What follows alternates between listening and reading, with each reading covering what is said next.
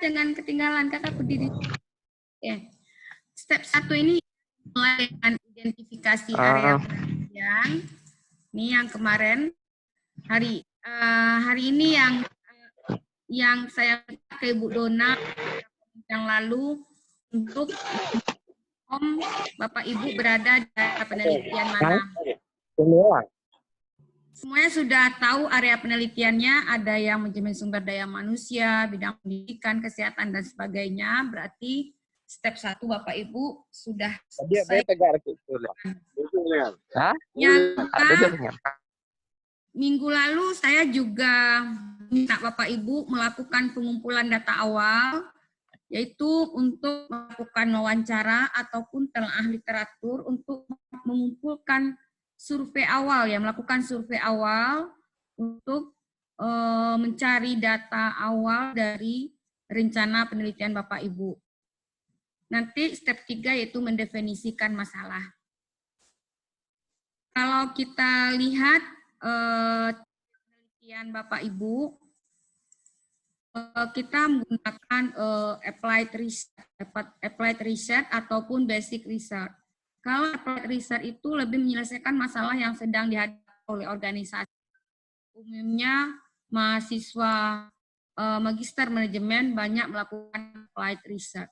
Sedangkan yang basic research meningkatkan pemahaman dan pengembangan ilmu pengetahuan. Itu biasanya dari ketertarikan Bapak Ibu terhadap sesuatu bidang kajian. Misalnya Bapak Ibu tertarik melihat apakah motivasi itu berdampak nggak terhadap kinerja karyawan. Nah, itu mungkin kira-kira. Ini area penelitian, area permasalahan Bapak Ibu di step 1. Semuanya sudah memiliki area permasalahan sesuai dengan konsentrasinya masing-masing. Maka step 1 ini selesai.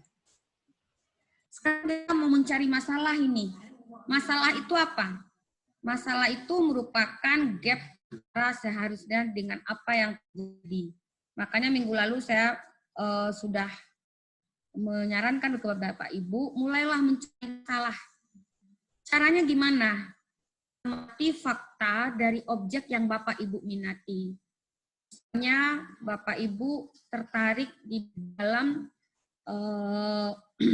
bidang kesehatan, misalnya bagaimana mau melihat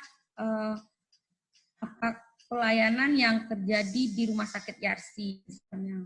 Bapak Ibu lakukan observasi dengan melakukan wawancara dengan beberapa pelanggan terhadap pelayanan Rumah Sakit Yarsi. Nanti semua informasi itu Bapak Ibu kumpulkan, hingga itu menjadi data Bapak Ibu. Misalnya dokter sering datang terlambat, perawat tidak melayani pasien dengan baik. Itu faktanya. Terus yang seharusnya bagaimana? Berdasarkan literatur ditemukan bahwa pelayanan yang berkualitas akan ditentukan oleh kecepatan dalam pelayanan atau perusahaan memberikan janji sesuai dengan janjinya. Misalnya, Yarsi memberikan janji pelayanan itu poli jam 2 sampai jam 4 misalnya. Dokternya baru datang jam 4. Nah, itu secara teori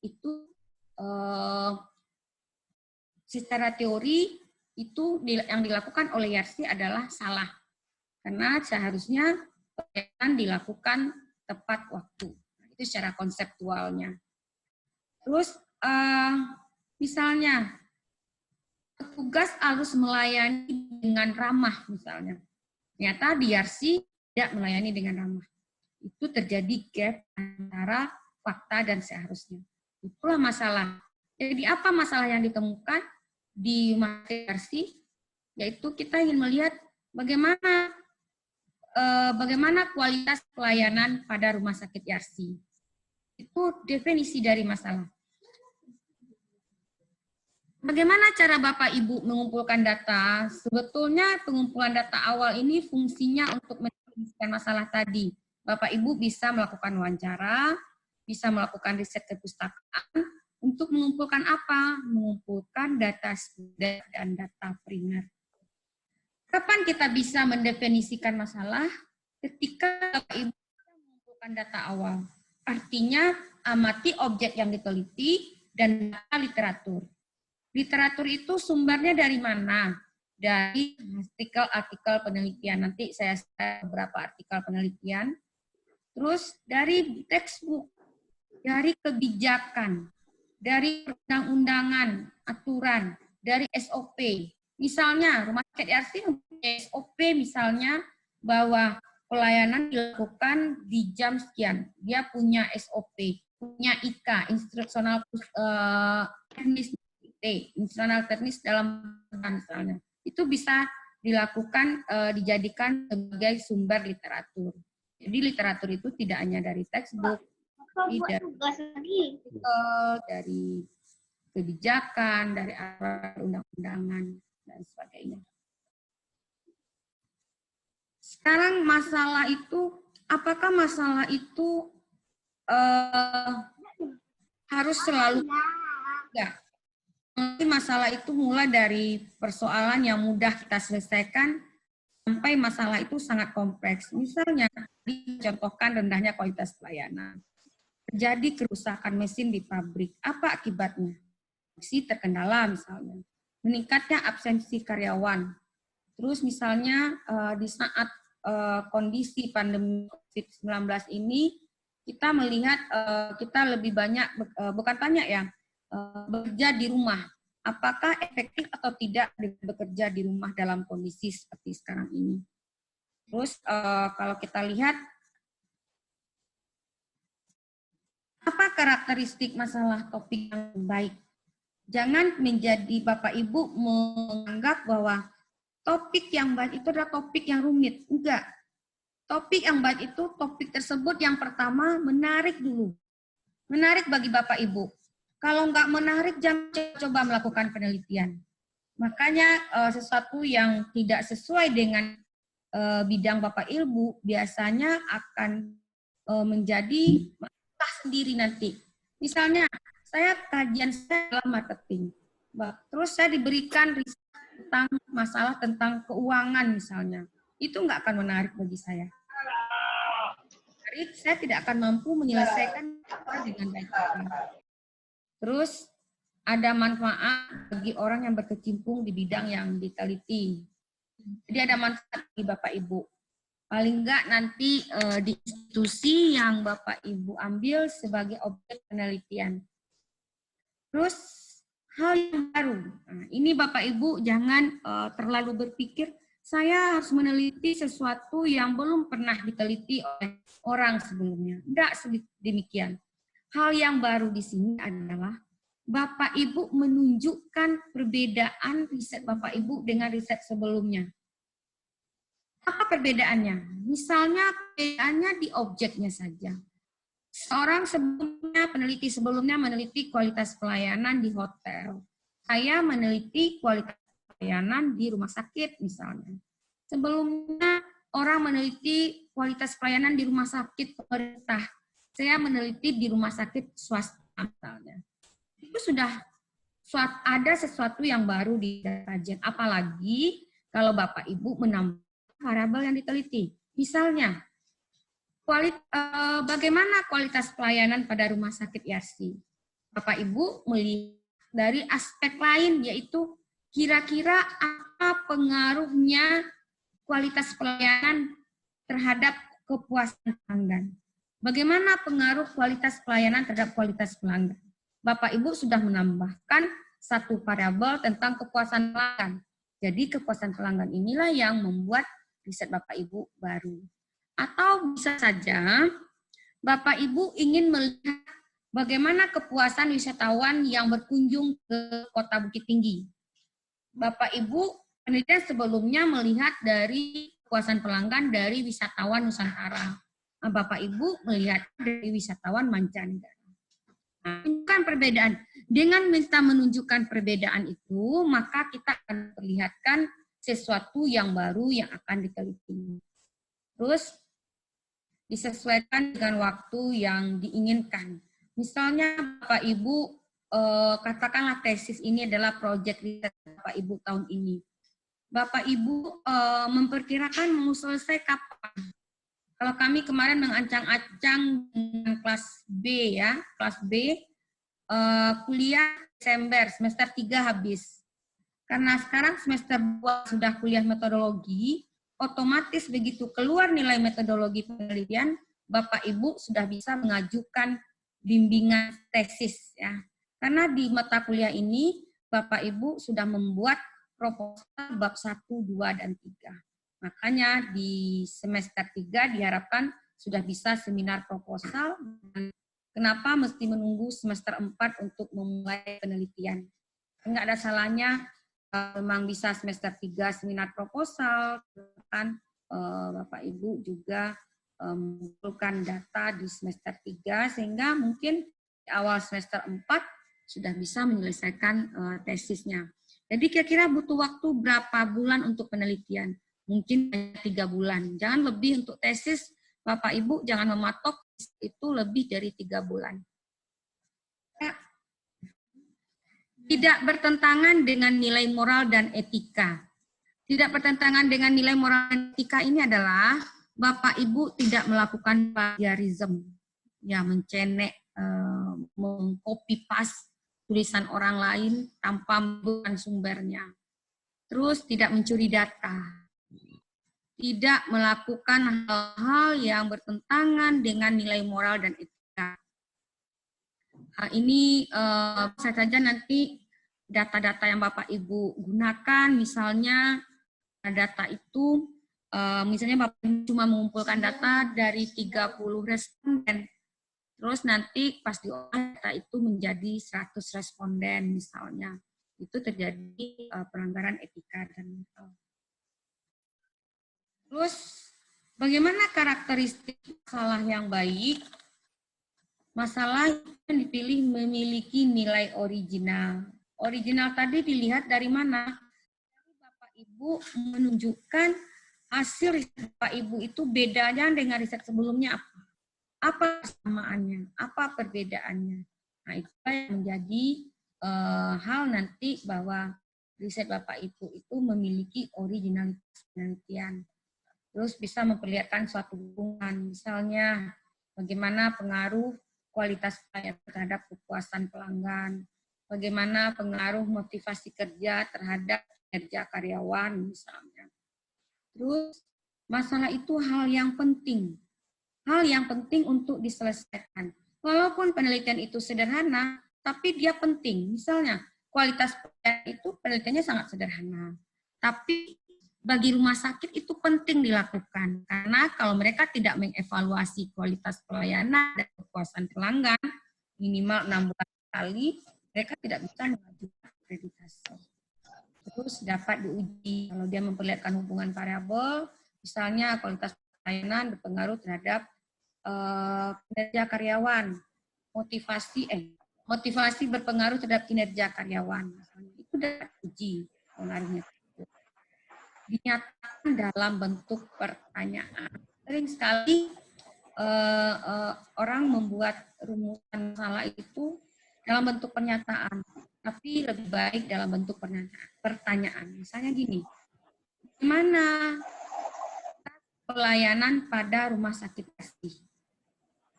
Kalau menguji, bagaimana motivasi karyawan terhadap kinerja karyawan?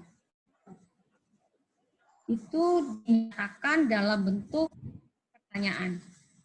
Yang berikutnya, masalah itu harus visible. Harus visible itu data dan metode tersedia.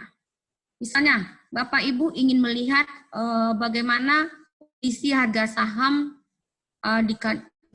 harga saham di saat pandemi COVID sekarang ini. Misalnya.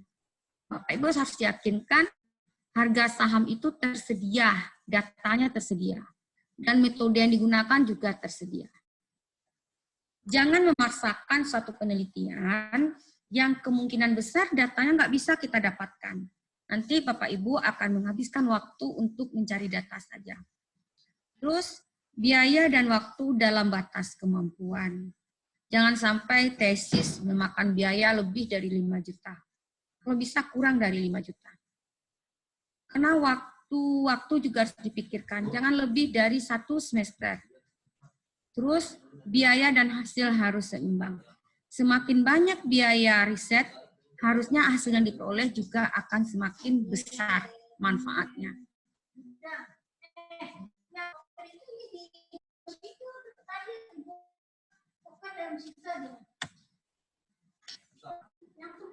Terus tidak bertentangan dengan hukum dan adat. Jadi jangan sampai riset Bapak salah, yang kita ungkap itu adalah masalah yang bertentangan dengan hukum. Sesuai dengan kualitas peneliti, yaitu menarik bagi peneliti sesuai dengan kualifikasi. Bapak Ibu S2 tentu kualitasnya harus lebih baik dari skripsi mahasiswa S1. Nanti kalau Bapak Ibu melanjutkan pendidikan ke jenjang S3, tentu disertasinya harus lebih baik daripada tesis. Sekarang dari mana Bapak Ibu mendapatkan ide? Ide dari masalah penelitian. Saya yakin sampai hari ini mungkin masih banyak yang belum punya ide. Kemarin di kelas B sudah banyak yang memiliki ide, dan ada beberapa ide yang mulai saya clearkan untuk dilanjutkan di dalam penulisan bab 1. Pengamatan dari kegiatan manusia. Misalnya Bapak Ibu mengamati perilaku orang berbelanja di saat pandemi ini, misalnya. Ibu-ibu rumah tangga tidak lagi berbelanja masakan pabukan sore hari misalnya. Mereka lebih banyak memasak di rumah. Akibatnya apa? Pedagang-pedagang makanan mungkin tidak laris produknya. Jadi itu pengamatan terhadap kegiatan manusia. Juga dari Bapak Ibu membaca jurnal. Ini yang saya benar-benar tekankan hari ini. Bapak Ibu harus meluangkan waktu membaca artikel di dalam jurnal penelitian. Misalnya Bapak Ibu ingin melihat bagaimana kondisi perkembangan ekonomi saat pandemi sekarang ini misalnya. Bapak bisa melihat dari beberapa artikel yang dipublish peneliti di jurnal penelitian. Bisa juga Bapak Ibu membaca buku teks. Bisa juga membaca laporan penelitian. Mungkin nggak ada salahnya juga membaca tesis yang ada di perpustakaan, membaca disertasi, membaca laporan-laporan penelitian yang ada di internet misalnya. Terus itu bisa menjadi sumber ide dalam mencari masalah penelitian. Yang berikutnya bisa dari praktek serta kegiatan masyarakat. Misalnya, apa yang terjadi dengan tidak adanya THR tahun ini misalnya. Kita belum tahu nih apakah THR cair apa enggak. Kalau seandainya THR tidak cair, apa yang terjadi di dalam kehidupan masyarakat? Sementara masyarakat menginginkan tetap ada THR, pegawai lah terutama. Terus dari diskusi ilmiah, Bapak Ibu bisa mengikuti seminar, bisa berdiskusi dengan teman-teman lagi kuliah, itu bisa menjadikan ide Bapak Ibu untuk mendapatkan ide dari masalah penelitian. Terus dari pelajaran atau mata kuliah yang sedang dipelajari. Misalnya Bapak Ibu tertarik di bidang sumber daya manusia, ketika kuliah dengan dosen mata kuliah tersebut, Bapak Ibu terpikirkan misalnya bagaimana tingkat kehadiran karyawan ini berpengaruh pada produktivitas kerja mereka misalnya. Bapak Ibu di saat dosen berikan kuliah itu, Bapak Ibu terpikirkan, wah ini merupakan ide yang menarik untuk diteliti. Bisa juga ide itu kita peroleh dari intuisi. Misalnya, saya berpikir apa ya yang menyebabkan perempuan-perempuan melanjutkan pendidikannya ke jenjang pasca sarjana misalnya. Dan saya melihat bahwa nggak begitu banyak perempuan misalnya yang mau melanjutkan jenjang pendidikan khususnya S3. Apa menyebabkan mereka tidak mau? Mungkin itu intuisi saya. Nah, saya lakukan survei awal, apakah intuisi saya ini? Ternyata benar. Tidak banyak dari melanjutkan pendidikannya S3, kecuali mereka memang berprofesi dosen. Jadi ini intuisi ini bisa menjadi dasar kita untuk melakukan survei awal.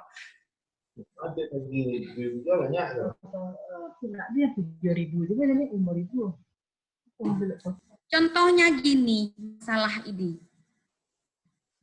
Orang yang biasanya jadi pemimpin pada bidang pemerintahan, dia pindah ke bidang bisnis. Ini pasti muncul masalah. Karena dalam bidang pemerintahan penuh birokrasi, tapi bidang bisnis enggak penuh birokrasi yang ribet misalnya. Terus dengan adanya perbaikan fisik rumah sakit misalnya diharapkan mampu meningkatkan kepercayaan memakai jasa kesehatan. Ternyata enggak, orang tidak tertarik, tidak percaya berobat ke rumah sakit walaupun fasilitasnya bagus. Yang membuat orang datang mungkin adalah dokternya, misalnya pelayanan yang baik, misalnya bukan karena fasilitas fisik rumah sakit. Nah, ini mungkin Bapak Ibu bisa amati dari kegiatan sehari-hari. Terus step yang ketiga, mendefinisikan masalah. Dapat dilakukan setelah identifikasi area penelitian dan pengumpulan data awal dilakukan. Misalnya, tadi saya mencontohkan bagaimana motivasi karyawan itu berpengaruh terhadap kinerja karyawan. Apa yang menyebabkan karyawan itu termotivasi bekerja? Bisa saja tempat kerja yang bersih, misalnya kenyamanan di dalam bekerja, tersedianya penerangan yang baik misalnya. Terus ternyata di tempat mereka bekerja itu support dari pimpinan tidak ada misalnya. Terus kenyamanan bekerja tidak ada. Hal ini tentu membuat motivasi. Sementara di dalam teori ditemukan bahwa kondisi kerja, kenyamanan kerja itu akan berdampak terhadap motivasi kerja seseorang. Motivasi kerja seseorang akan mendorong kinerja. Semakin baik motivasi seseorang, biasanya dia akan semakin baik juga kinerjanya. Kalau hari ini misalnya, katakanlah mulai motivasi bekerja kita rendah misalnya, motivasi kerja kita belajar itu rendah, mungkin kita tidak akan hadir di dalam kelas ini. Kinerja, belajar, kuliah metodologi penelitian tidak akan berjalan dengan baik. Bagaimana kita mendefinisikan masalah?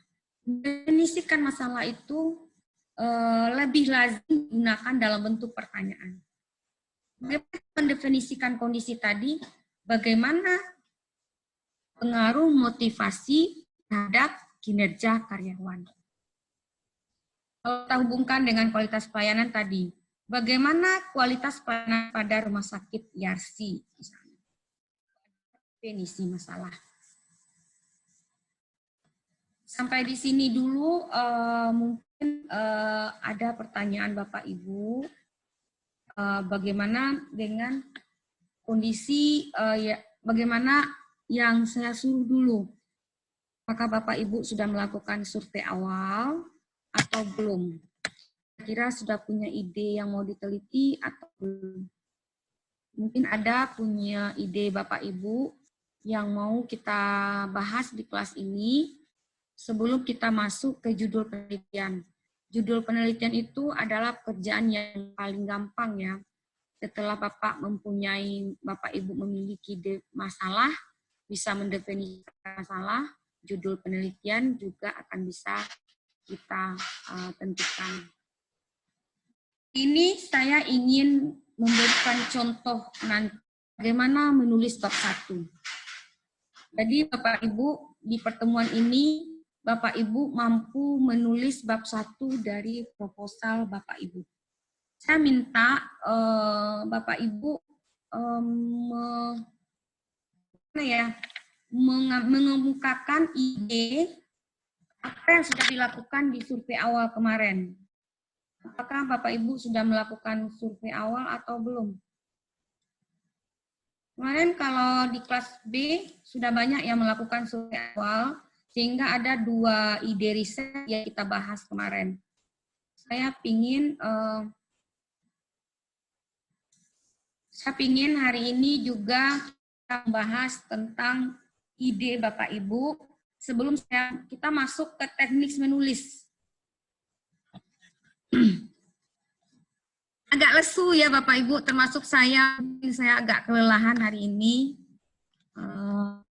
karena mengajar juga full dari minggu ini, memang full sekali mengajar. Tapi walaupun demikian saya pingin Bu Yeni gimana, sudah ada melakukan survei awal minggu-minggu kemarin? Sekarang dulu, area penelitiannya semuanya sudah fix ya? Sudah tahu misalnya bidang saya adalah manajemen strategik, bidang saya manajemen sumber daya manusia. Semuanya sudah clear ya? Sudah, Bu. Berarti step 1 Bu sudah selesai. Step 2, Bapak Ibu sudah ada melakukan survei awal ke objek yang ingin diteliti.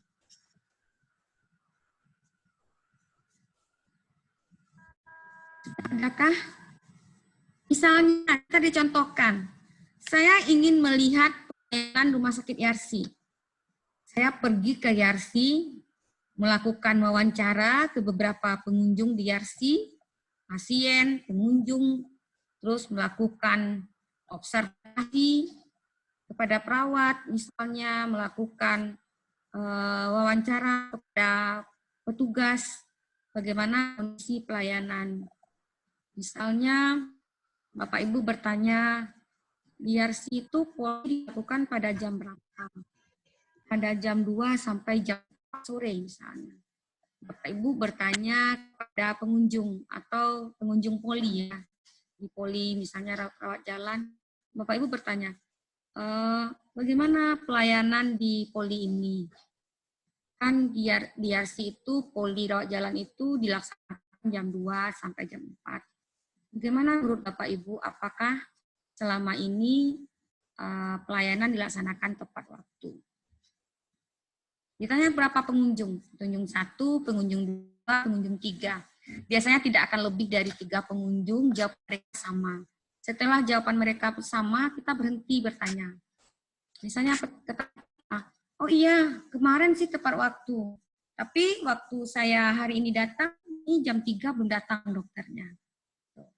Tanya lagi pengunjung yang lain. Ya, kemarin, oh iya, hari ini saya berharap jam 2 ada datang, tapi belum datang. Tanya ke pengunjung ketiga, sama. Akhirnya apa yang kita simpulkan? Pelayanan pada rumah sakit Yarsi tidak dilaksanakan tepat waktu. Seharusnya bagaimana? Berdasarkan literatur, kita menemukan bahwa salah satu indikator dari pelayanan adalah pelayanan dilaksanakan tepat waktu. Atau pelayanan diberikan sesuai janji. Rumah sakit Yarsi berjanji memberikan pelayanan jam 2 sampai jam 4. Berarti terjadilah gap antara seharusnya dan antara yang seharusnya dengan fakta yang terjadi di objek yang kita teliti. Nah, itulah yang disebut masalah. Bagaimana mendefinisikan masalah? Bagaimana kualitas pelayanan pada rumah sakit Yarsi. Oke. Bapak Ibu tidak akan bisa mendefinisikan masalah. Tidak bisa mencari masalah kalau tidak melakukan pengumpulan data awal. Bagaimana mengumpulkan data awal tadi? Yaitu melakukan wawancara, melakukan kunjungan ke objek, melakukan wawancara ke stakeholder-nya, terus membaca literatur. Oke. Sekarang Bapak Ibu sudah ada belum yang melakukan itu? Kalau sudah ada, mohon di-share hari ini. Ibu Elia Rahmi, Pak Andi, Arifia, Pak Amiruddin. Masa saya harus sebutkan semuanya? Ayo, Bapak Ibu, siapa yang sudah melakukan survei awal? Kemarin, Pak apa ya kemarinnya? Saya lupa Bapak itu, aduh. Si Kumbang ya, kalau nggak salah. Beliau ingin meneliti bagaimana supply chain management pada saat pandemi COVID di retail yang ada di Kota Bukit Tinggi. Dia menyatakan gini, gula sekarang langka, Bu. Akhirnya kami asosiasi retail coba menghubungi pabrik. Langsung. Terus akhirnya perlu campur tangan pemerintah. Berarti apa? Rantai pasoknya bermasalah. Dari mana masalahnya kira-kira, Pak? Berarti bukan retailnya ya. Retail itu menerima dari pabrik. Berarti memang pasokan dari pabrik bermasalah. Berarti dari produsen. Dari produsen ke perentaranya seperti retail, dari produsen ke pedagang besar atau ke distributor ke retail, dari retail ke end user, pengguna akhir. Yang Bapak mau lihat di mana? Di semua ini, di semua celah. Makanya untuk gula kayak datang Bu, masalahnya di produsen. Harga mahal, sementara pemerintah mematok harga sekian. Sehingga terjadilah kelangkaan dari gula. Karena orang tidak mau produksi, menurunkan produksi, karena harga gula yang tidak memenuhi harapan mereka dari produsen. Nah, itu diteliti. Harusnya bagaimana? Harusnya supaya rantai pasok itu tidak bermasalah, supaya produk sampai ke retail tidak bermasalah, yaitu produsennya harus lancar dari produsen ke distributor. Nanti kalau dari produsen ke distributor lancar, distributor ke pengecer lancar, makanya di retail tidak akan pernah ada masalah. Seharusnya di mana? Harusnya itu di mana kita baca literatur, di riset-riset sebelumnya. Oke, berarti muncullah definisi masalah. Bagaimana supply chain management retail di Kota Bukit Tinggi. Saya bilang, Bapak lanjutkan survei awalnya, kumpulkan lagi data awalnya berulang-ulang. Jadi kalau Bapak Ibu tidak melakukan juga survei awal, saya yakin bab 1 Bapak Ibu tidak akan selesai. Ya, kalau Bapak Ibu belum mau mengungkap apa yang terasa yang akan mau diteliti, minggu ini saya sudah menugas Bapak Ibu membuat bab 1. Bab 1 artinya survei pendahuluan harus dilakukan, yaitu pengumpulan data awal dengan mengamati objek yang diteliti dan membaca literatur. Kalau itu Bapak Ibu tidak lakukan, nggak bisa. Oke, daripada menghabiskan waktu, saya akan berikan contoh bagaimana menulis bab 1. Sekarang kita menulis bab 1. Izin sebelumnya, Bu. Ya, oke. Izin sebenarnya lebih ke konsultasi, Bu. Ya, silakan. Makanya saya tunggu. Kemarin ada kepikiran, Bu, mau ngangkat judul skripsi tesis itu tentang kemampuan keuangan daerah dalam rangka penanganan status wabah yang berskala nasional, gitu, Bu. Ya. Bencana yang berskala nasional. Cuman kemarin udah coba interview dengan kepala bidang dan kepala subbidang. Katanya, maksudnya kita tuh fokusnya di mana gitu ya. Fokusnya apakah dalam hal pengelolaan keuangannya atau dalam hal keuangannya gitu, Bu. Ya. Jumlah uangnya atau jumlah tata cara pengelolaannya. Gitu. Jadi kalau menurut Ibu, gimana sebaiknya, Bu? Apakah Dani itu fokusnya ke jumlah uangnya atau ke kemampuan ASN pengelola keuangannya atau ada hal-hal lainnya, Bu? Terima kasih, Bu. Bapak kajiannya konsentrasinya ke SDM? Kemarin pernah juga coba Enggak, maksud saya itu kajiannya, maksudnya tesisnya arahnya ke manajemen sumber daya manusia kah, ke manajemen strategi kah, atau ke bidang pendidikan kah, atau apa? Masih ragu Bu, karena di pilihan yang diberikan oleh pihak kampus itu masih bisa 2 Bu. 2 pilihan tersedia untuk saat ini Bu. Bisa pilih lebih dari 1 pilihan konsentrasi. Kalau Bapak mau manajemen sumber daya manusia, makanya yang pas Bapak teliti itu bagaimana pengelolaannya, tata cara pengelolaan yang dilakukan oleh ASN-nya. Itu yang lebih baik. Cuman Bapak hati-hati nanti kalau Bapak ingin membahas COVID, isunya ke pengelolaan dana COVID itu kira-kira sampai kapan gitu. Bapak kirakan penelitian itu kapan? Jangan-jangan nanti pas penelitian dilakukan, dana yang mau dikelola udah ada lagi. Nah, jadi itu kan nanti makanya kemarin ada di kelas B, oh iya Bapak itu mau meneliti rantai pasok di saat COVID. Makanya saya desak Bapak itu untuk selesai di Desember tesisnya. Jadi menyambi menulis tesis, meneliti di sambil kuliah semester 3. Nah, kalau itu memungkinkan, itu bisa dilanjutkan. Jadi kalau Pak ambil isu COVID, menurut saya isu COVID itu kan nggak tahu kita ke depan jangka waktunya berapa lama. Tapi kalau sampai Desember masih relevan. Tapi kalau untuk tahun depan, wallahu a'lam apakah masih bisa kita angkat atau tidak. Gitu. Kalau Bapak lebih mengambil manajemen sumber daya manusia, lebih ke SDM pengelolaannya. Bagaimana ASN mengelola bantuan tersebut, bukan uangnya. Uangnya apa yang mau kita bahas, Pak? Misalnya kucuran dana sekian, jumlah uangnya, apakah cukup atau tidak? Itu nggak perlu betul dalam kajian riset tesis, terlalu sederhana benar gitu kan.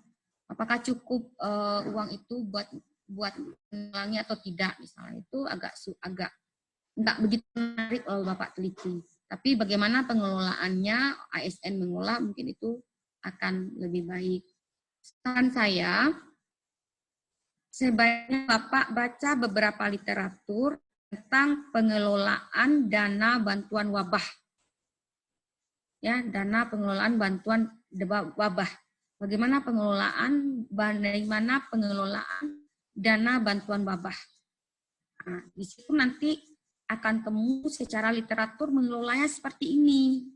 Nanti Bapak lihat seharusnya, oh ternyata di tempat saya mengelolanya seperti ini. Terjadi ada gap di situ. Kalau ada gap di situ, maka muncullah masalah yang mau diteliti. Oke. Masih ada... Bu, boleh menanggapi, Bu? Boleh, Pak. Kebetulan saya sekarang, ya, Bu, kebetulan saya sekarang mengalami apa yang saya sampaikan. Kebetulan saya sekarang jadi PJ Wali Nagari, Bu. Jadi sekarang adalah masa penyaluran dana desa untuk bantuan BLT, Bu. Iya, Pak. Nah, jadi kan di lapangan memang kami temukan banyak masalah, Bu. Terutama soal data nih. Data ini sekarang kalau di masyarakat ditemukan banyak data yang ganda. Itu kan masalah, Bu, ya. Kira-kira bisa nggak diangkat nanti ini sebagai cuma kepentingannya masalah data yang ganda kan, masalah itu di lapangan ya, masalahnya kan gini loh Bapak ya, data ganda kan apa yang mau Bapak angkat? Apa yang mau Bapak angkat isunya untuk teliti? Sekarang Bu, semua instansi atau semua menyalurkan bantuan, Bu. Sementara untuk menyalurkan bantuan ini persyaratannya tidak boleh ada data ganda. Kami sekarang masih menunggu data dari provinsi untuk untuk lebih pasti, Bu. Karena kalau ada salah satu data yang dibagi ganda, maka bisa masalah, ujung-ujungnya nanti ada masalah, Bu. Jadi dari Kemensos pun itu metode untuk pengumpulan datanya kami nggak tahu karena tidak melewati Nagari, Bu. Sampai sekarang belum selesai. Padahal pemerintah kabupaten sudah mendesak agar segera dibagikan.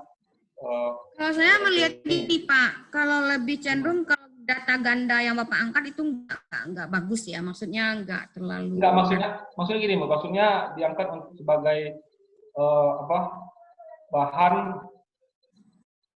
evaluasi jadinya, Bu. Karena ya, masalah data ini, datanya yang banyak masalah, Bu. Data atau entah datanya yang salah, entah metode penyalurannya yang salah, entah gimana, belum tentu sekarang, Bu. Karena yang saya sarankan Bapak adalah Bapak baca kebijakan penyaluran bantuan.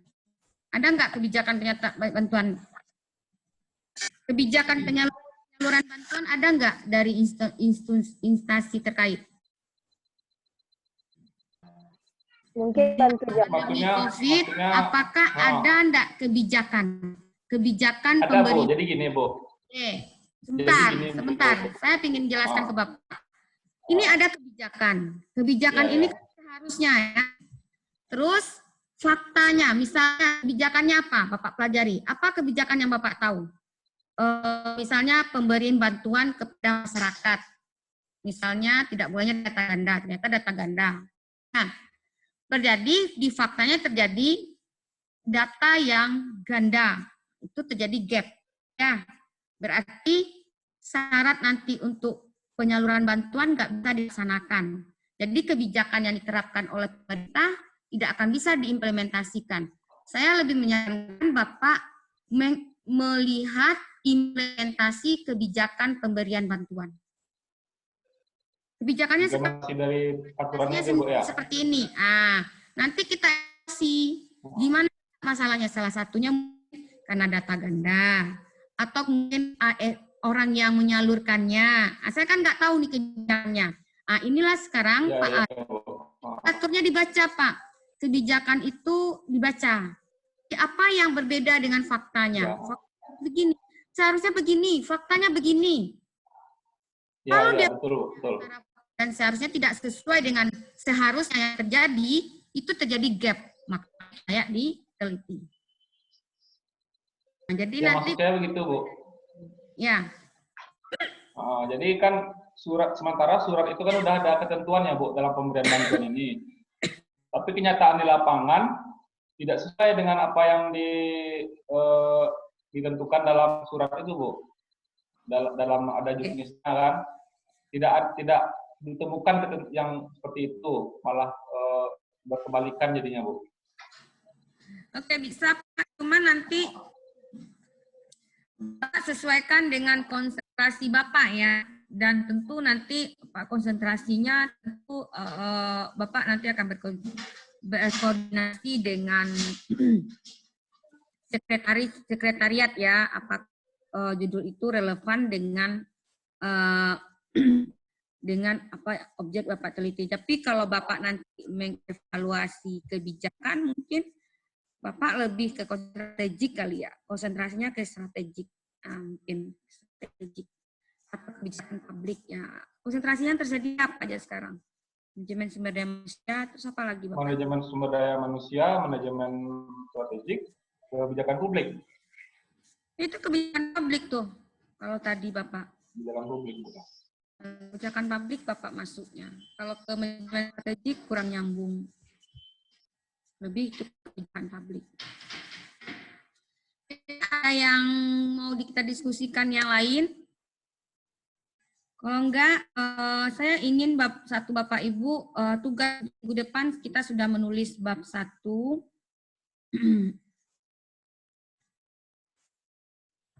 Saya berikan contoh menulis bab 1.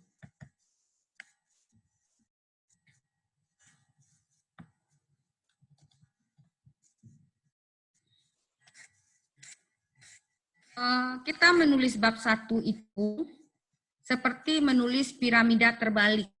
Piramida terbalik. Jadi Bapak Ibu mungkin belajar menulis di double view, bikin piramida terbesar, piramida terbelit. Terus bagi dalam bagian 3 yang tidak sama besar, yang bagian atas. Bagian atas itu adalah menceritakan apa prospek dari objek yang kita teliti. Kenapa itu penting kita lakukan? Karena supaya kita tahu bahwa objek yang kita teliti itu punya prospek, tapi dia lagi punya masalah. Jika masalahnya diselesaikan, maka akan mendatangkan keuntungan yang banyak objek kita tersebut. Tapi kalau dia tidak punya prospek yang jelas, tidak punya prospek yang jelas, kita nggak perlu menyelesaikan masalah mereka. Misalnya, saya ini mengangkat suatu industri kreatif sektor makanan ya, sektor makanan penunjang pariwisata, di mana harus memperhatikan dampak, memperhatikan produk yang ramah lingkungan. Saya katakan bahwa perkembangan industri kreatif di Indonesia cukup. Hal ini ditandai dengan pertumbuhan ekspor industri kreatif. Paragraf ini memperlihatkan bahwa adanya prospek dari industri kreatif. Bapak Ibu silakan menulis beberapa paragraf untuk menentukan prospek. Misalnya, kalau Bapak Ibu tadi membahas tentang kebijakan publik tadi tentang pandemi COVID tadi misalnya, Bapak Ibu bisa mengungkap bahwa masyarakat yang kondisi wabah itu bisa mempersulit kehidupan masyarakat. Masyarakat perlu bantuan dalam mengatasi kehidupan mereka dari pemerintah. Jika bantuan itu diberikan, maka masyarakat akan tertolong. Nah, kira-kira seperti itulah kalimatnya. Redaksi dari bahwa pentingnya bantuan bagi masyarakat yang ditimpa wabah. Ini seterukan. Terus lebih menonjolkan juga industri kreatif itu lebih yang dibahas itu adalah industri kreatif penunjang sektor pariwisata. Makanya sebagai destinasi pariwisata, industri kreatif sangat mendukung, yaitu salah satunya adalah kuliner. Nah, ini yang saya jelaskan. Ini yang saya jelaskan di paragraf pertama. Jadi di piramida bagian atas, Bapak Ibu menjelaskan prospek dari objek yang mau diteliti. Misalnya, Bapak Ibu mau meneliti bagaimana kondisi pelayanan pada institusi pemerintah, misalnya katakanlah di kantor Wali Nagari misalnya. Bagaimana Bapak Ibu mengungkap karena pentingnya pelayanan bagi masyarakat pada kantor Wali Nagari, pada institusi pemerintah. Apa akibatnya kalau institusi pemerintah tidak memberikan pelayanan yang baik kepada masyarakat? Masyarakat komplain dan sebagainya. Makanya penting dijelaskan ini apa pentingnya pelayanan pada institusi pemerintah. Saya setelah itu kita jelaskan, kita memasuk ke piramida kedua. Di tengah piramida itu bagaimana masalah umum yang dihadapi oleh objek yang kita teliti. Misalnya di sini di UKM ini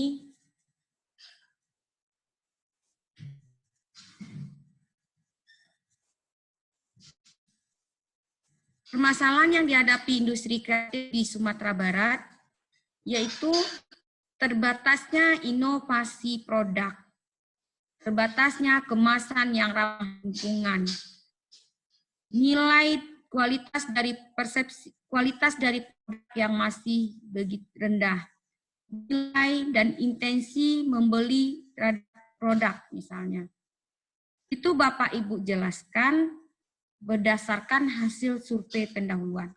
Misalnya tadi Pak, apa tadi yang membahas tentang bantuan, Bapak ceritakan di sini, di situ, di latar belakang itu, bagaimana kondisi bantuan sekarang ini. Bantuan misalnya terlambat datang, tidak tepat sasaran, data yang ganda, dan sebagainya. Jelaskan. Itu berdasarkan apa? Berdasarkan survei pendahuluan. Ini kebetulan riset tahun 2016.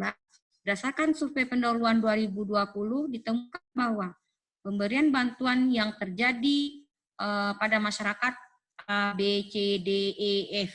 Pak sebutkan semuanya. Terus seharusnya bagaimana? Seharusnya berdasarkan kebijakan pemerintah nomor sekian, bantuan itu harus tepat sasaran. Yang dibantu adalah masyarakat ini. Terus berdasarkan hasil penelitian si A di tahun 2019 bahwa kendala dan bantuan kepada masyarakat yang terkena wabah adalah terdapatnya ganda. Seharusnya dalam pemberian bantuan tidak adanya dan tak ganda.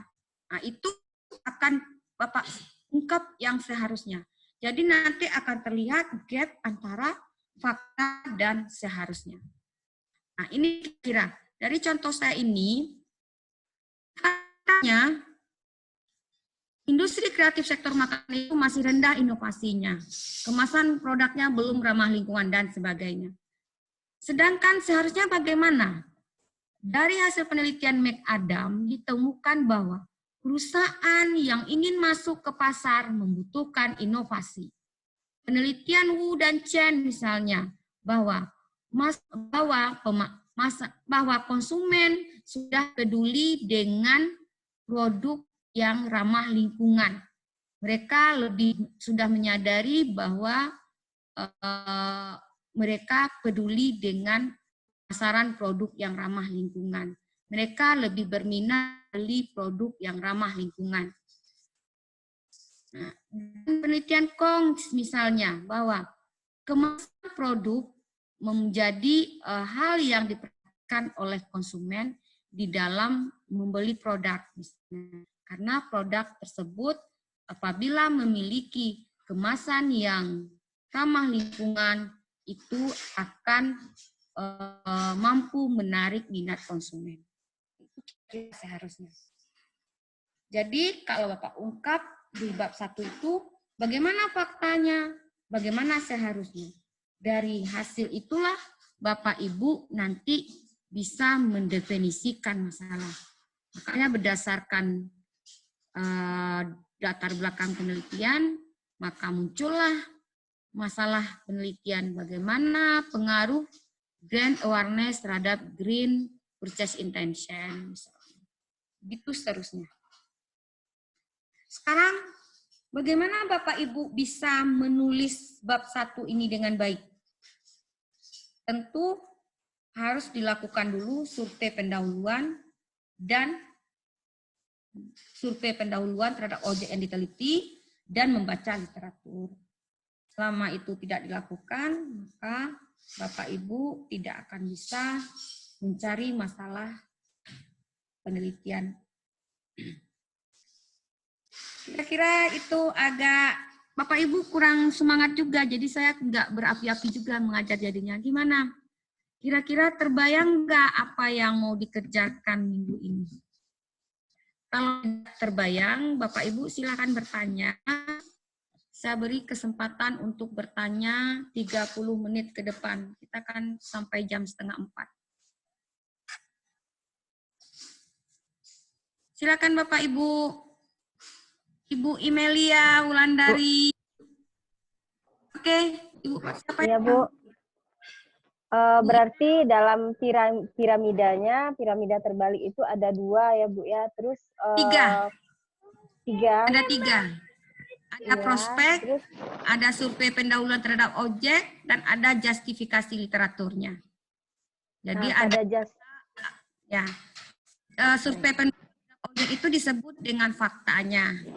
Terus justifikasi literatur disebut dengan seharusnya. Jadi masalah itu gap antara fakta dan seharusnya. Oke. Iya. Ibu harus melakukan survei awal dulu ya. Saya yakin ini kenapa masih ngambang-ngambang, belum kebayang karena Bapak Ibu belum melakukan step yang saya suruh itu. Saya kasih tahu ya Bapak Ibu, kalau metode penelitian Bapak Ibu sambil lalu kuliahnya, nggak akan efektif. Tapi kalau Bapak Ibu fokus, benar-benar fokus menyelesaikan tugas demi tugas yang saya berikan, insya Allah proposal penelitian Bapak Ibu jadi. Kalau proposal Bapak Ibu jadi, Bapak Ibu lulus mata kuliah ini. Tapi kalau proposal penelitiannya tidak jadi, berarti mata kuliah ini harus diulang lagi semester depannya. Kan saya tidak ingin Bapak Ibu mengulang. Saya kepinginnya selesai bab 1, minggu depan kita sudah membahas bab 2. Jadi bab 1 minggu depan kumpulkan, nggak usah pikirkan dulu. Kalau belum ada judulnya nggak apa-apa. Penting Bapak Ibu tulis latar belakangnya, apa faktanya, apa harusnya, bagaimana prospeknya, bagaimana prospek objek, bagaimana faktanya, bagaimana seharusnya. Nah, itulah yang nanti menjadi masalah. Tadi kalau Pak apa tadi? Pak apa? Mana Pak Wali Nagari? Ada Pak itu. Oke. Silakan Bapak yang lain.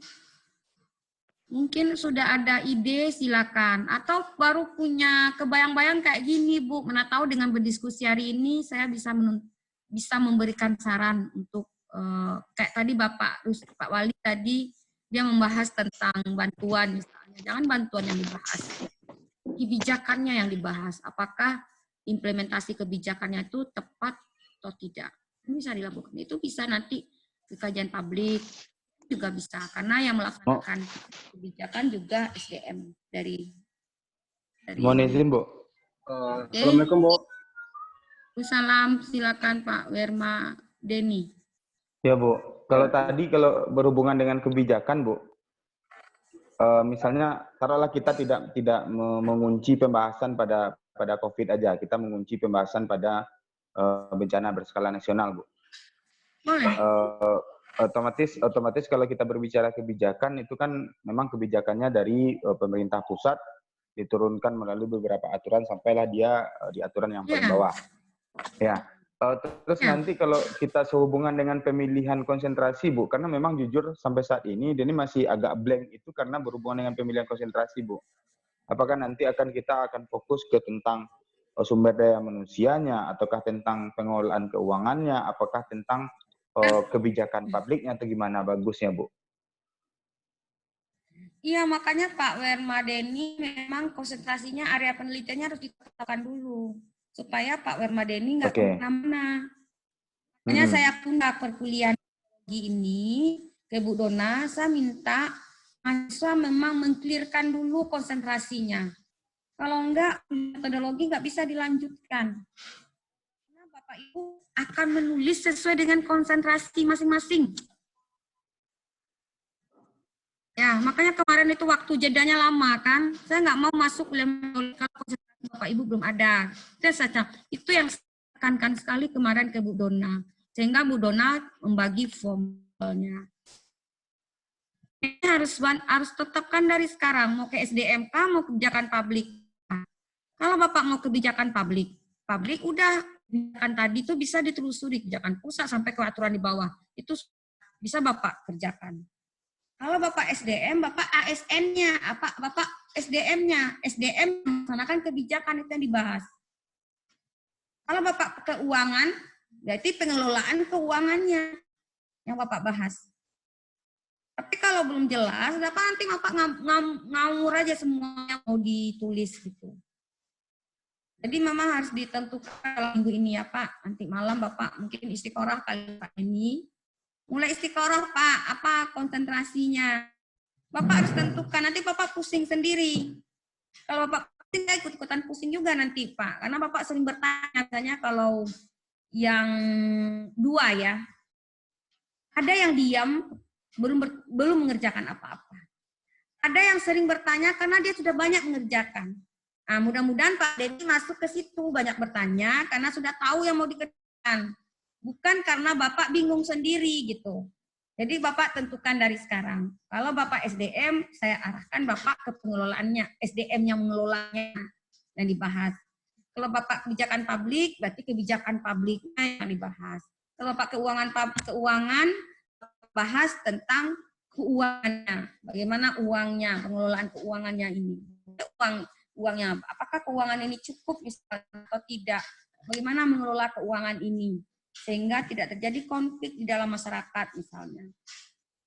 Dan tidak mesti COVID ya. Kalau Bapak akan selesai lewat dari Desember, penelitiannya akan lewat dari Desember, misalnya Bapak kemudian tahun depan, mungkin isu COVID nggak akan relevan lagi. Karena isu COVID mungkin 6 bulan ke depan yang relevan untuk isu itu. Assalamualaikum, Bu. Waalaikumsalam. Silakan Pak Amiruddin. Dari saya Amiruddin, Bu. Mau ini untuk tesnya gambarannya sudah ada, Bu. Cuma kan judulnya belum dapat. Ya, judul nggak usah dipikirkan, Pak. Yang penting masalah yang dicari. Untuk tugas saya tidak suruh Bapak cari judul dulu ya, cari masalah aja dulu. Bagaimana cari masalah? Ya. Rencananya gini, Bu. Saya kan bekerjanya kan di kelurahan. Jadi rencana apanya untuk peningkatan pelayanan kepada masyarakat. Pak, Bapak teliti aja, Pak. Konsentrasinya apa? Rencana kebijakan publik, Bu. Udah Bapak teliti aja indeks kepuasan masyarakat di Wali Nagari Bapak. Di negarian Bapak. Analisis kepuasan masyarakat terhadap pelayanan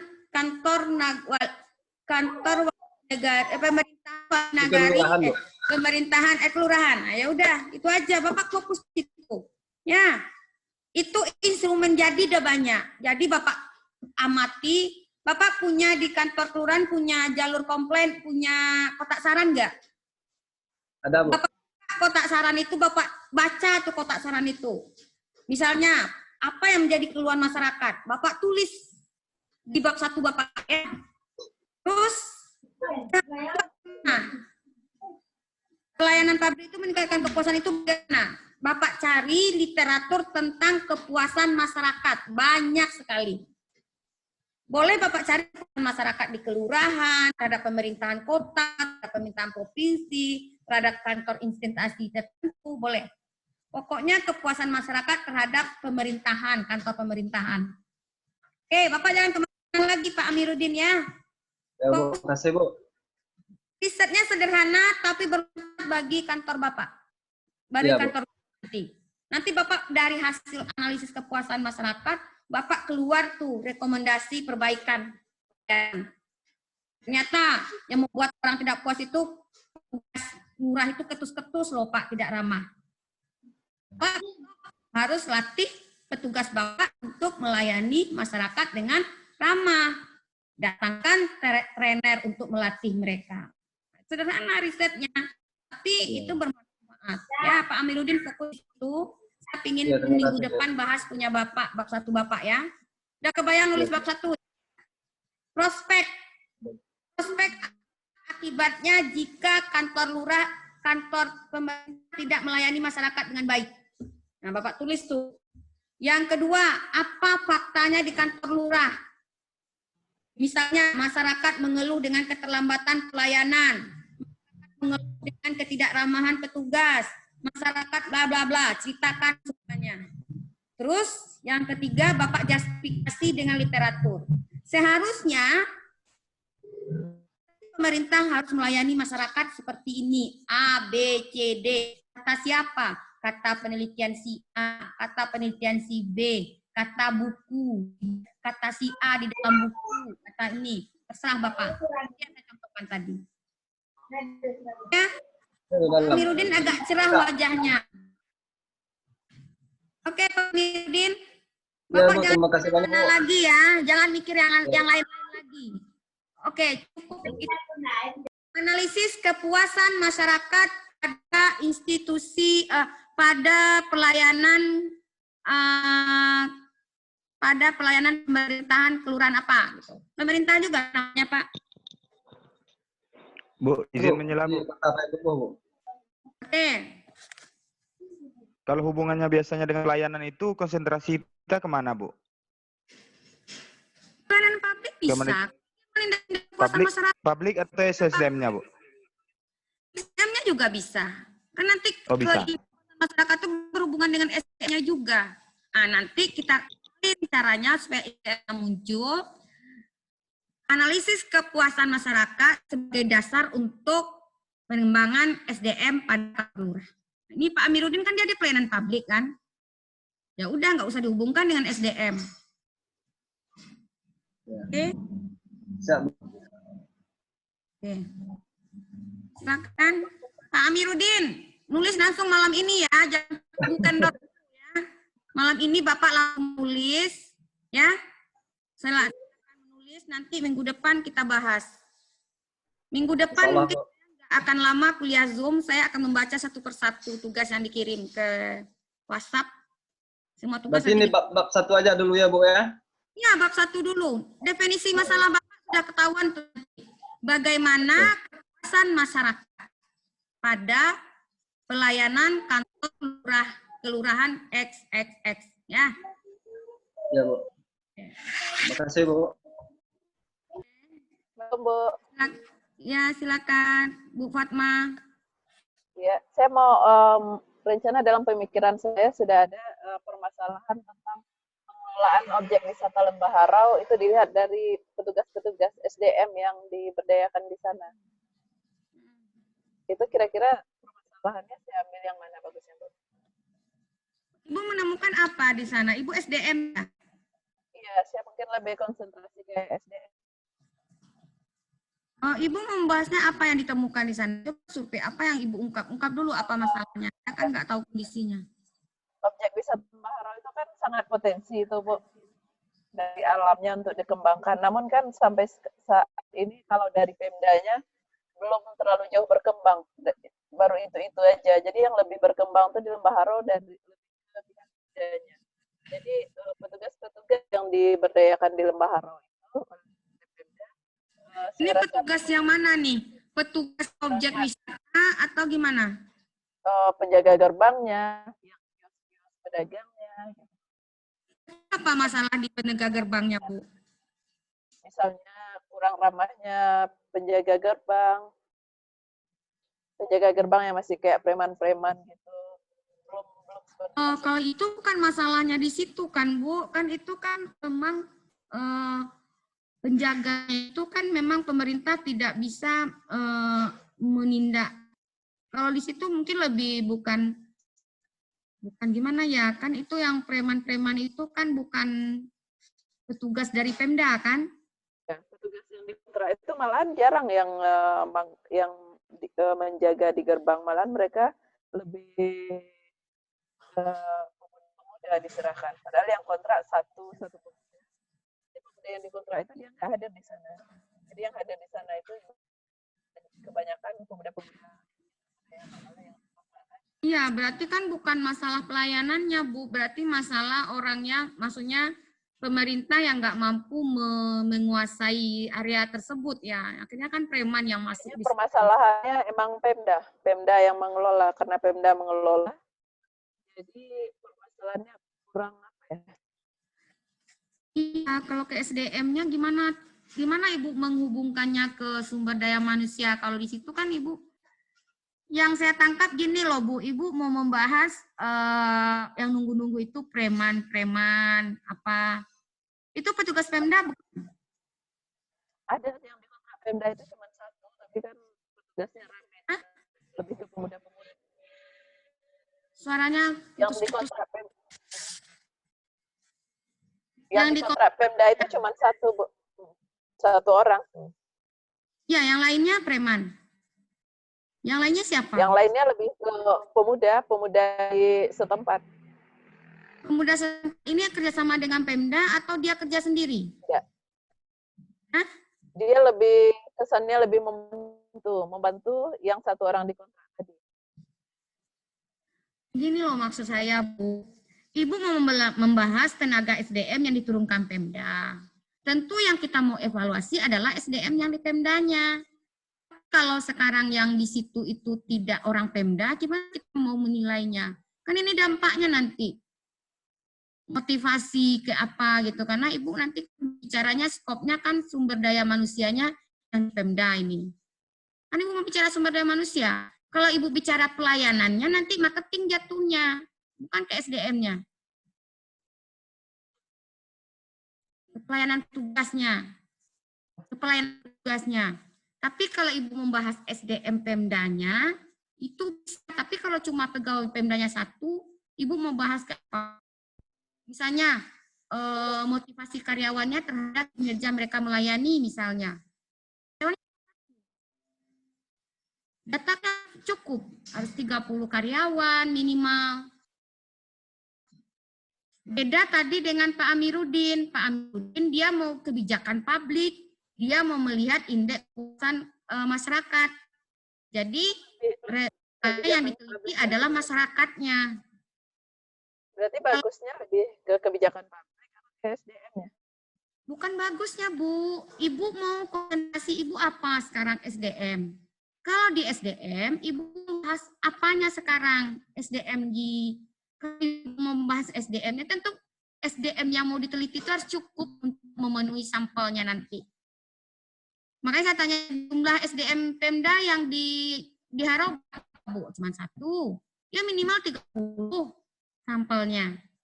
Oh, itu kan paling di penjaga gerbang 1, di parkir 1. Cuman yang nggak bisa data diolah dari 2 responden. Sampel apa Ibu saya libatkan pegawai yang di Dinas Pariwisatanya gimana, Bu? Dinas Pariwisata buat apa?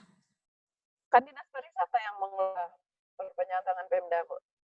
Tapi bukan ke wisata berarti Bapak Ibu. Ibu membahas secara umum. Memangnya yang di Pemda itu dia membahas cuma mengelola pariwisata Arau saja? Ya semua objek wisata sih, Bu.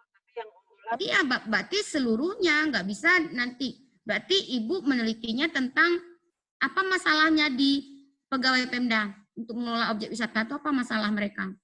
Apa yang Ibu kelihatan di faktanya apa? Objek wisata yang dipandang sangat potensi tapi tidak berkembang sebagaimana mestinya. Mesti permasalahannya yang saya lihat. Yang tidak berkembang itu karena apanya, Bu? Karena investor tidak adakah? Karena memang SDM-nya bermasalah, tidak mampu mengelola. Kan objek wisata Harawisata itu kan yang ngelola kan individu. Swasta yang punya.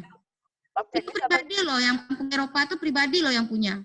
Ya, jadi objek wisata keseluruhan itu Pemda yang ngelola, cuman ada di lokasi-lokasi tertentu itu ya kita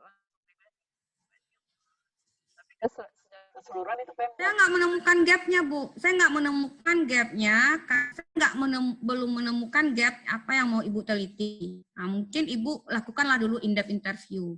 Apa masalahnya di Dinas Pariwisata? Apa masalahnya di Dinas Pariwisata? Gini loh, Bu, contoh gini ya. Kopi tinggi Ngarai itu dikelola oleh Pemda. Beda loh, kampung Eropa di Harau itu dikelola oleh individu privat itu, swasta. Jadi kalau Ibu meneliti misalnya bagaimana kemampuan SDM dalam mengelola pariwisata di Kota Bukit Tinggi, masuk karena memang itu kekuasaan mereka gitu loh. Nah, sekarang Ibu identifikasi dulu mana objek-objek wisata yang memang gini loh. Sekarang kayak kampung Eropa itu misalnya, itu apakah miliknya dari Pemda? Kan enggak. Tapi gerbang masuknya melalui Pemda, Bu. Ya apa signifikannya mengelola gerbang? Apa signifikannya mengelola gerbang? Kan enggak ada. Memang ada, kalau gerbang itu dikelola dengan baik, itu berdampak terhadap pengembangan wisata. Enggak. Ini yang bukan di gerbang aja, Bu. Objek wisata Lembah secara keseluruhan, bukan gerbang aja. Ayo cobalah Ibu survei dulu di awal, di mana kendala-kendalanya, nanti baru kita bisa diskusikan lebih lanjut. Tapi kalau dari apa yang Ibu paparkan tadi, saya belum menangkap kepentingan hal apa yang dihadapi di gerbang. Karena juga di gerbang tidak ada orang Pemda di situ, cuma 1 orang misalnya. Jadi untuk meneliti, Ibu meneliti SDM-nya nggak masuk. Tapi meneliti tentang strategi pengembangan destinasi wisata Harau itu bisa. Kalau strategi, ya. Maksudnya emang gitu sih, Bu. Pengembangan, lebih ke pengembangan objek wisata Harau secara keseluruhan. Iya, Ibu menjelaskan kan SDM-nya, jadi saya nggak kebayang. Kalau Ibu membahas strategi pengembangan Harau, itu konsentrasi Ibu manajemen strategi. Tidak SDM, nggak masuk SDM. Ya sih belum terlalu fokus dan mengerti apakah ke SDM atau strategi pengembangan. Tapi intinya ya makanya minggu ini semuanya harus sudah pastikan konsentrasinya supaya bisa menulis bab 1. Saya nggak ini loh Bapak Ibu ya. Bapak Ibu, di tugas metodologi penelitian ini saya periksa individu tugasnya. Bab 1 saya periksa, bab 2 saya periksa, bab 3 saya periksa nanti. Kalau Bapak Ibu hanya untuk memenuhi tugas saja di metodologi penelitian, sama dengan Bapak Ibu juga buang-buang waktu saya memeriksa tugas Bapak Ibu gitu. Jadi saya berharap benar ini memang tugas untuk tesis supaya energi yang kami keluarkan untuk mengajar ini, memeriksa ini tidak terbuang percuma. Jangan cari nilai dari kuliah metodologi penelitian, nggak perlu nilai itu.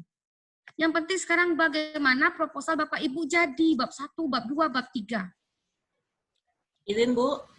Ya, kalau nggak jadi berarti mata kuliah ini gagal, semuanya gagal. Jadi semua nilainya saya kasih D nanti. Jadi biar diulang aja nanti. Begitu maksudnya. Mungkin sedikit saklek saya, agak keras, karena memang saya nggak mau Bapak Ibu buang waktu menulis tugas yang tidak akan Ibu jadikan tugas akhir. Izin, Bu. Ya, silakan. Bu, ini terkait tugas yang akan diberikan ini, Bu, kan saya sepintas lalu gitu, Bu, ada tayang gitu ingin mengangkat tema bagaimana pengaruh pembentukan Pokdarwis terhadap pengembangan wisata di daerah, Bu.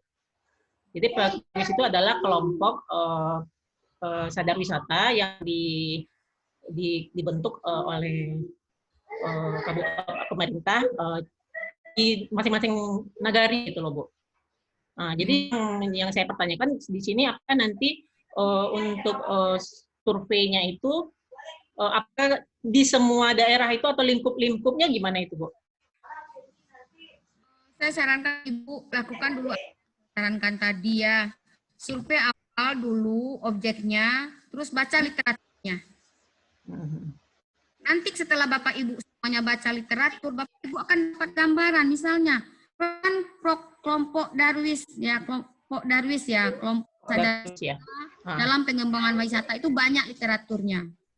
Saya merasa ini Bapak Ibu belum melakukan apa yang saya suruh minggu lalu.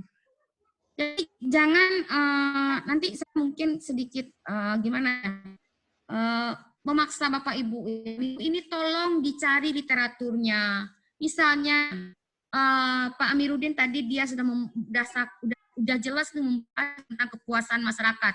Cari literatur tentang kepuasan masyarakat.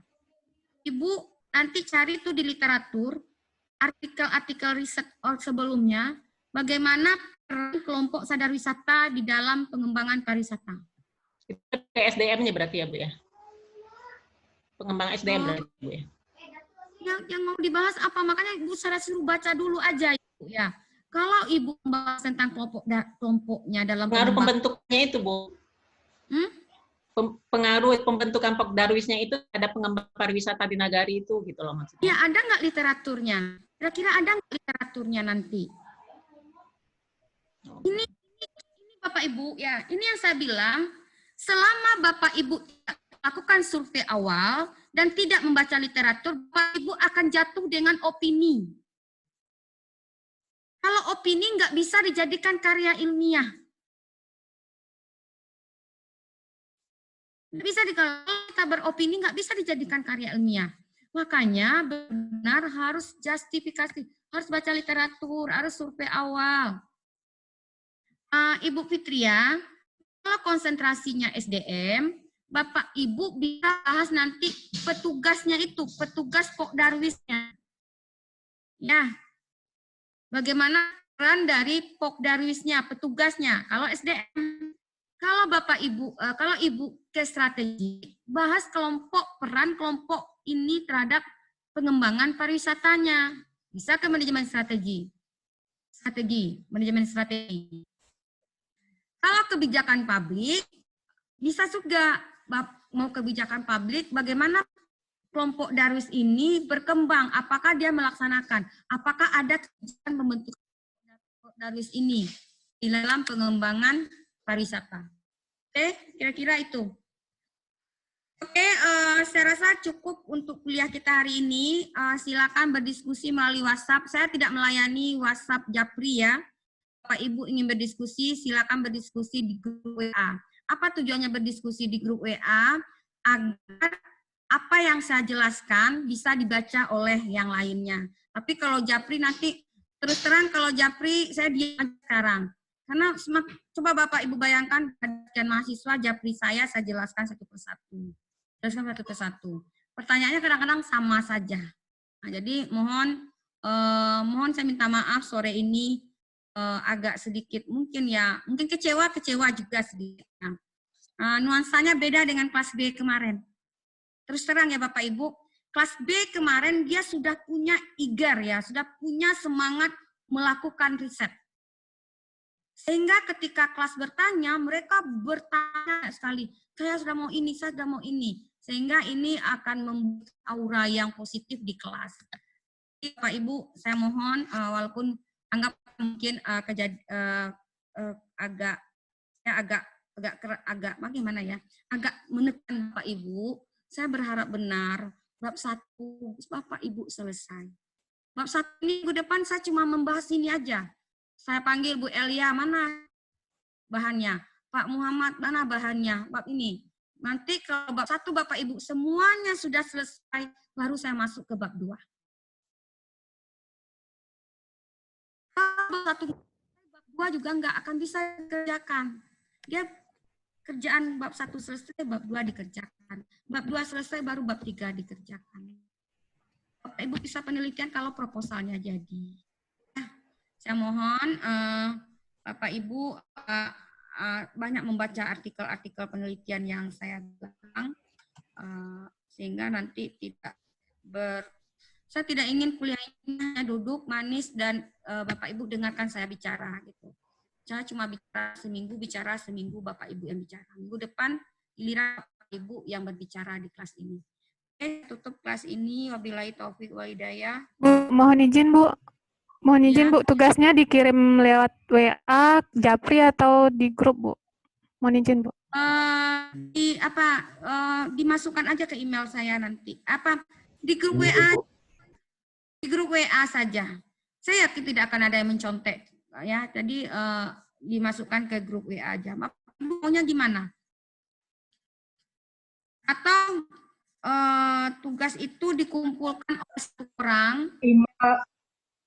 Nanti dikirim dalam bentuk RAR ke email saya.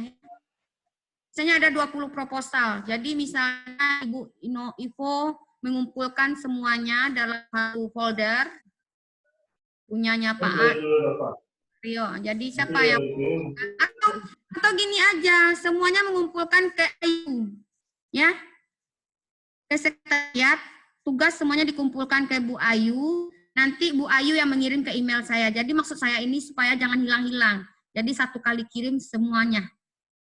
Nanti kalau Bu Ivo kirim sendiri, saya kirim sini, takutnya tercecer-cecer saya membacanya. Oke, gitu aja, nanti saya kontak Bu Ayu ya. Semua tugas dikumpulkan ke Bu Ayu. Nanti dikumpulkan itu sehari sebelum kuliah dimulai. Ya, supaya saya bisa baca. Dan semua siap presentasi. Saya akan minta misalnya, Bu Isnanda, silakan ungkap apa, bukan presentasi PowerPoint apa. Bu, saya meneliti ini, fakta yang saya temukan di lapangan ini, Bu. Seharusnya ini, literatur yang saya baca ini, hasil riset si A, hasil riset si B, hasil riset C. Makanya saya ingin melakukan riset ini. Nanti saya clearkan langsung, ini bisa lanjut atau tidak lanjut. Pertanyaan pertama saya besok itu, konsentrasi Bapak Ibu apa? Konsentrasi saya SDM, saya memiliki. Itu kira-kira. Oke, nanti saya kontak sekretariat, semua tugas dikumpulkan di sekretariat saya. Oke, wabillahi taufiq wa hidayah. Assalamualaikum warahmatullahi wabarakatuh. Waalaikumsalam warahmatullahi wabarakatuh.